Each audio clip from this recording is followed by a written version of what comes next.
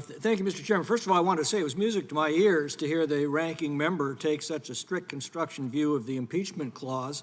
I think we could have saved an awful lot of fuss and bother a few years ago if he'd had this legal epiphany during the Trump impeachments, but I digress.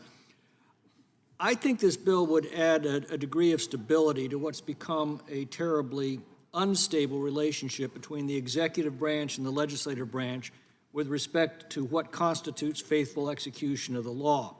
I think the courts are in a much better position to navigate this issue, which is essentially a legal question, than is the Congress with its highly politicized and partisan nature. I think the best way to address this question is to allow states that are injured by unenforcement or underenforcement of the law to be able to approach the judiciary to get a judgment that clearly delineates the enforcement responsibilities of the executive.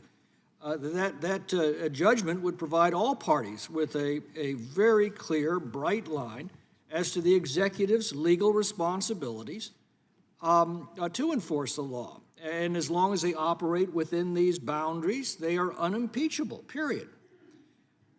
The doctrine of nullification is a poisonous doctrine propounded by the likes of John C. Calhoun that states have the right to ignore federal law they don't care for. That's obviously destructive to the fundamental principles of a constitutional republic that's based on the rule of law.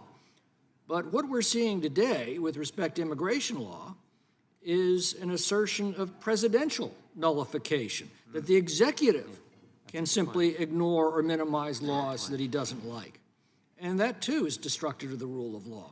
We've just seen a legislative response to that position with the impeachment of a cabinet secretary. Now, as you all know, I believe that fails to reach the threshold for impeachment under our Constitution, but I also believe that we would see much less temptation for any Congress to abuse the impeachment clause if such judicial guidance were available to both the legislative and the executive branches. The executive branch would be placed on notice as to the legal obligations that it has, and the legislative branch would have the judicial guidance on whether the executive is acting within its constitutional authority.